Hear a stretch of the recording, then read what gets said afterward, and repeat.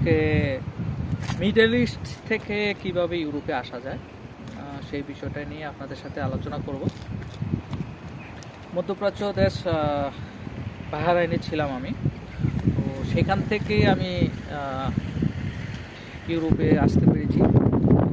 তো কীভাবে আসি সেই প্রসেসটাই আমি আপনাদেরকে আজকে বলবো। সেটা হচ্ছে,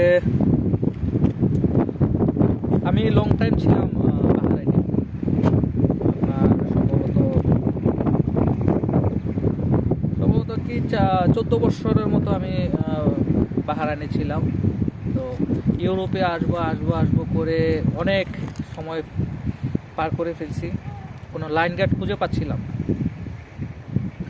তো লাইন গার্ড খুঁজে পাচ্ছি না, এরকমই একটা সময়ের মধ্যে গেছে। তো একটা সময় মনে করেন যে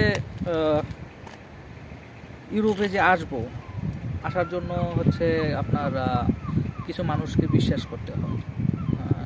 করতে হয় যে আমি কার কাছে টাকা জমা দিব সেই বিষয়টা নিয়ে।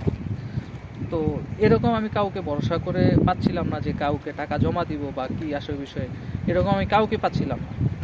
একটা আরবের কাছে আমি টাকা দেবো যে আরবে আমাকে ইউরোপে নিয়ে আসবে, 4000 5000 দিনার যাইনেক দিবে, এরকম একটা আছে। তা এখন দেখা গেছে যে আমি কোনো কাউকেই বিশ্বাস করতে পারতেছি না, কারণ আরবি টাকা নেওয়ার পরে বলবে যে কিসের টাকা আমি তোমার কাছ থেকে নিয়েছি, তখন সে যদি অস্বীকার করে।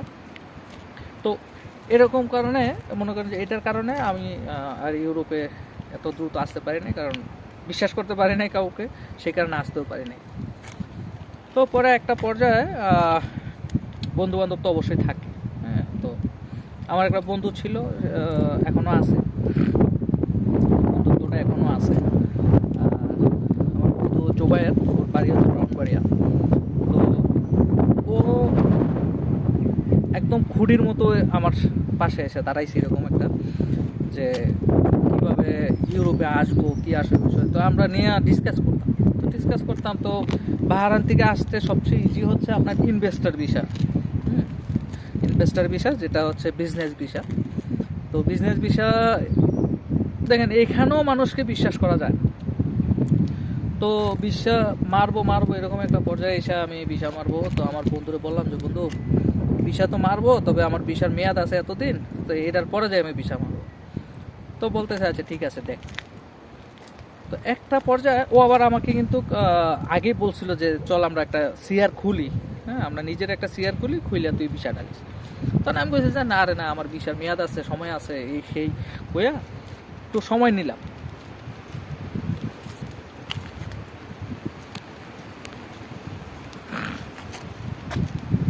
তো একটু সময় নেওয়ার পরে যখন আমার ভিসার 1 মাস আর বাকি আছে, তখন যাই আমি ভিসার কথা আলাপ আলোচনা করলাম, হ্যাঁ সিআর খোলার জন্য। তো ও আমার ফোন করলো, বলতেছে বন্ধু তুই আয়,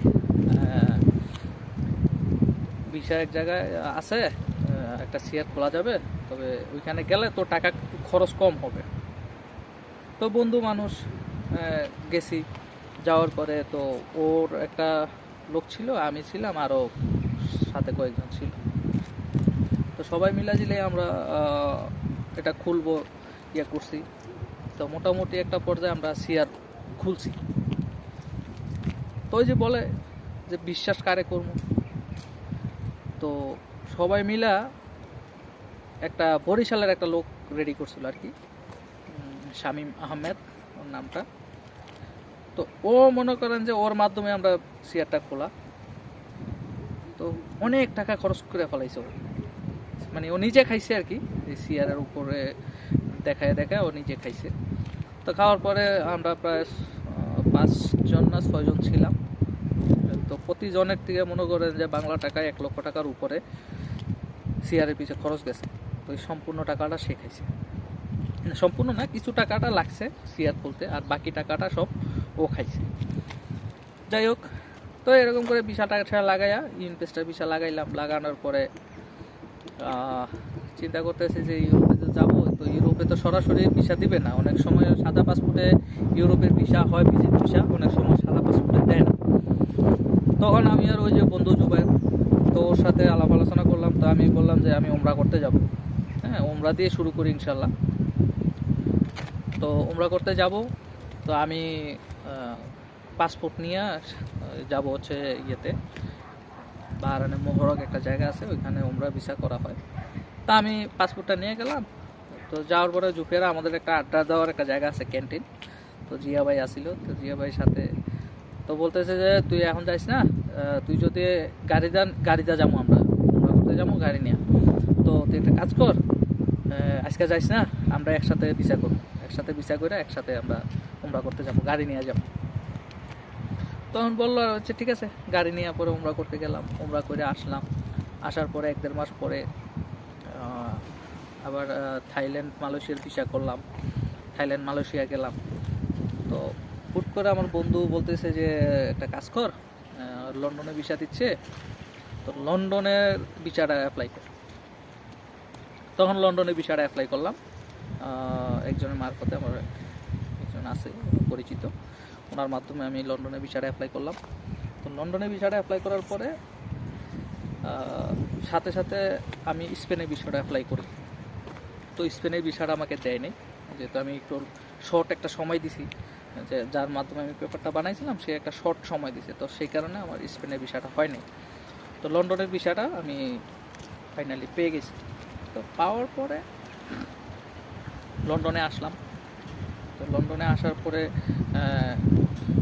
এখন লন্ডন থেকে আমি ফ্রান্সে কীভাবে ঢুকবো সেইটা একটু ডিফিকাল্ট ছিল। তো এর আগে আমাদের এক বাইস আসছে, মোতালেব ভাই, তো ওনার সাথে আমি বাহরাইন থেকে যোগাযোগ করি। জাফর ভাই ছিল, জাফর ভাইয়ের মাধ্যমে আমি ওনার সাথে যোগাযোগ করি, জুবাইরেরও পরিচিত। তো ওইখানে যোগাযোগ করলাম, ওইখানে মঞ্জু ভাই নামে একজন আছে লন্ডনে। তো ওনার সাথে যোগাযোগ করার পরে লন্ডন থেকে ফ্রান্সে আমি ওনার মাধ্যমে আসি। তবে আসতে হয়েছে মানে আমি লন্ডনে আসার পরে আমি এয়ারপোর্টে, তো ইমিগ্রেশনে আমাকে অনেকগুলো প্রশ্ন করছে যে আমি কেন আসছি, কী কারণে আসি লন্ডনে, আমি কতদিন থাকবো, হোটেল বুকিং আছে কি না, আমি কোথায় কোথায় যাব, এই ধরনের প্রশ্নগুলো জিজ্ঞাসা করছে। তো জিজ্ঞাসা করছে, আমি তো উত্তর দিছি যেতটুকু আমি পারছি আমি উত্তর দিছি। তারপর আমাকে জিজ্ঞাসা করছে যে আমি বাহরাইনে কী করি, তখন বললাম যে আমার বাহরাইনে বিজনেস আছে। তো যাই হোক, ওনার সাথে কথা বললাম, একদিন লন্ডনে আসলাম, আসার পরে একদিন ঘুরতে বের হইলাম, দ্বিতীয় দিনেও বের হইলাম। তৃতীয় দিন আমাকে বলতেছে যে আপনি অমুক সময় রেডি থাকেন, আর কেমন আছে আপনাকে আজকে লন্ডনে পাঠিয়ে দেওয়া হবে, মানে সরি লন্ডনে না, ফ্রান্সে আপনাকে আজকে হয়তো একটা গাড়ি যাবে, তো সুযোগ বুঝে আপনাকে আজকেই পাঠাবো।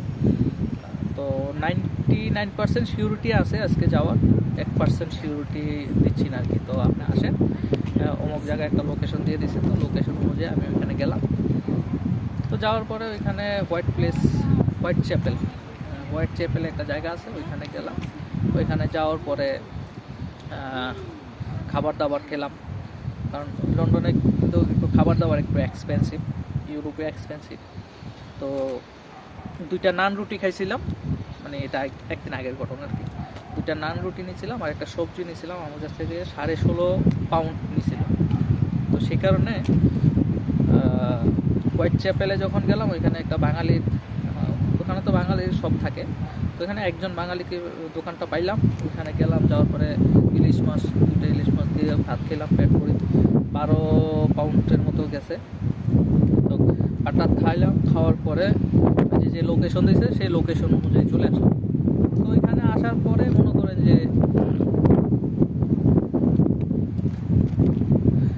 আসার পরে ওনার সাথে কথা বললাম। তো যে টাকাটা আমার সাথে কন্ট্রাক্ট ছিল ওই টাকাটা ওনার হাতে দিলাম। দেওয়ার পরে উনি বললো যে আপনি একটু এখানে অপেক্ষা করেন, আমরা আরও লোক আছে, তো সবাইকে একসাথে নিয়ে যাবো। তো বলার পরে আমি বললাম যে ঠিক আছে। তো এর মাধ্যমে একটা পাকিস্তানি আসলো আর বাংলাদেশি একজন আসলো। তো পাকিস্তানি যে ওর হাতের থেকে আমি টাকাটা নিলাম, নিয়ে আমার কাছে রাখলাম। বাংলাদেশি যে লোকটা ছিল ওই তার টাকাটা আমি নিলাম, যে টাকাটা কন্ট্রাক্ট হয়েছে লন্ডন থেকে ফ্রান্সে আসবে। তো সম্পূর্ণ টাকাটা আমার হাতে নিলাম, নেওয়ার পরে যাওয়ার পথে ওনার হাতে দিয়ে দিছি টাকাটা। তো এইভাবে আমি ফ্রান্সে আসলাম। এখন কথা হচ্ছে, আপনারা যারা ফ্রান্সে আসতে চান বা মিডল ইস্ট থেকে লন্ডনে ভিসা করে আসতে চান, তারা অবশ্যই একটা সময় খেয়াল রাখবেন, সেটা হচ্ছে কোন মাসে ভিসা করলে আপনি ইউরোপের ভিসা পাবেন। মূল ইম্পর্ট্যান্ট হচ্ছে এটা, হ্যাঁ, আপনি কোন সময় ভিসা করলে আপনি ইউরোপে আসতে পারবেন। এই সময়টা আপনার হচ্ছে জুন থেকে জুন মাস, মানে মে মাসের লাস্ট থেকে জুন জুলাই আগস্ট, এই 3 মাস হচ্ছে ইউরোপের ভিসা দেয়। আপনি যখনই ইউরোপের জন্য আসবেন জুন জুলাই আগস্ট, এই 3 মাসের মধ্যে আপনি ভিসা অ্যাপ্লাই করবেন। কারণ হচ্ছে কি, এই 3 মাসেই ভিসা দিচ্ছে ইউরোপে। এই ছাড়া কিন্তু আপনি যখন ফেব্রুয়ারি মাসে অ্যাপ্লাই করবেন ভিসা পাবেন না। যদি কপাল ভালো থাকে তাহলে পাবেন, নাহলে কিন্তু আপনি ভিসা পাবেন না। তারপরে হচ্ছে আপনার দেখা গেছে, হ্যাঁ, আপনি অনেকে আছে ফেব্রুয়ারি মাসে অ্যাপ্লাই করে, জানুয়ারি মাসে অ্যাপ্লাই করে, ডিসেম্বরে অ্যাপ্লাই করে, তখন আপনি পাবেন না। কারণ পাবেন না কেন? কারণ এই সময়টাতে ইউরোপে হচ্ছে ঠান্ডা থাকে, এই ইউরোপে তখন ঠান্ডা থাকে। তো ঠান্ডা যদি থাকে ইউরোপে, তখন আপনাকে ভিসা দিবে না, কারণ আপনি ঠান্ডার সময় এসে কী করবেন? ঠিক আছে, তো সেই কারণে আপনারা সব সময় মনে রাখবেন জুন জুলাই আগস্ট, এই 3 মাসে আপনারা ইউরোপের ভিসা অ্যাপ্লাই করবেন। আর ব্যাংক স্টেটমেন্ট এগুলো বরাবর রাখবেন। তারপরে হচ্ছে আপনার ট্রাভেল হিস্টোরি, দুই একটা কান্ট্রিতে আপনি যাবেন, সৌদি আরবে আপনি যাবেন, উমরা করতে যাবেন, হ্যাঁ, কারণ উমরা করতে গেলে আপনার উমরার ভিসাটা তো থাকবে। আপনি সৌদি যান, উমরা করতে যান, তারপরে থাইল্যান্ড যান, মালয়েশিয়া যান, একদম চিপ খরচে আপনি ঘুরে আসতে পারবেন। আপনার তো আউট কোনো খরচ করার তো ইন্টেনশন নাই, কারণ আপনি যাবেন ঘুরতে, আপনি ঘুরতে যাবেন মালয়েশিয়া, থাইল্যান্ড, টোটাল আপনার এভারেজে আপনার 1 থেকে 1.5 লাখ টাকা খরচ হবে। আমি ঘুরে আসি। তো এই জিনিসগুলো করে আপনারা জুন মাসে অ্যাপ্লাই করবেন ইউরোপের ভিসার জন্য। আর যদি লন্ডন থেকে কখনো কেউ আসতে চান, আমার বাহরানের আমার যে নাম্বারটা ছিল, হোয়াটসঅ্যাপ আছে ওই নাম্বারে, ওই নাম্বারটা আমি দিয়ে দেবো। ওই নাম্বারে যদি কেউ যোগাযোগ করতে চান যোগাযোগ করবেন। লন্ডন থেকে কেউ যদি ফ্রান্সে ঢুকতে চান, আমি ওনার নাম্বার দিয়ে দিব, ওনার সাথে আপনারা যোগাযোগ করে আপনারা চলে আসবেন। হ্যাঁ, এখানে আমার কোনো বেনিফিট নাই, আপনারা জাস্ট ওনার সাথে যোগাযোগ করবেন। আমার সাথে যোগাযোগ করলে আমি ওনার নাম্বারটা দিয়ে দিব এবং আমার নাম বলতে হবে, হ্যাঁ, তাইলে আপনারা একটা সুযোগ সুবিধা ভালো পাবেন। কারণ ভরসার জিনিসটা হচ্ছে ভাই, মানুষ কিন্তু অনেকের হাত ধরে আসে, হ্যাঁ, কিন্তু একটা মানুষকে যে বিশ্বাস করে না, বিশ্বাসটা হচ্ছে বড় কথা। যে আমি কাকে বিশ্বাস করতেছি, সে কি আমাকে ঠকাবে, সে কি বাটপার সিটার কিনা, এটা হচ্ছে ভাই মেন ইম্পর্টেন্ট। কারণ আমাদের যে টাকাগুলা, প্রত্যেকটা টাকা কিন্তু আমাদের হক হালালি টাকা, হ্যাঁ, কোনো বাজে পথে কোনো টাকা ইনকাম করার টাকা না। যে যারাই আসছে, আমরা মিডল ইস্টে যারাই থাকি, ম্যাক্সিমাম লোকেরই হচ্ছে কষ্ট উপার্জিত টাকা। সেইখান থেকে যদি কেউ টাকা কিছু খেয়ে ফেলে, তখন কিন্তু খুবই কষ্ট লাগে। কারণ এটা কি বলবো, কষ্ট উপার্জিত টাকা যদি একজন মেরে খায়, তখন মনে করেন যে কষ্টটা লাগে এই জায়গায়, যে আমি তো এটা ভাই কষ্ট করে ইনকাম করছি রে ভাই, তুই এই টাকাটা কেন খালি? আমি যদি সিটিং বাটপারি করে আরেকজনের থেকে খাইতাম, তুই যদি এই টাকাটা খাইতে, তাহলে একটা মনের মধ্যে বুঝ দিতে পারতাম। তো সঠিক মানুষের দ্বারা আসেন, এটা আমি বলি আপনাদেরকে। ভালো একটা মানুষ খুঁজে বের করেন, যার মাধ্যমে আপনি ইউরোপে আসতে পারেন। আর বেটার হবে যদি আপনি ঘুরে ঘুরে আসেন, তো টাকা খরচ বেশি হবে, কিন্তু আপনার যদি নসিব ভালো থাকে আপনি চলে আসতে পারবেন ইউরোপে। তো ধন্যবাদ, সবাই ভালো থাকবেন।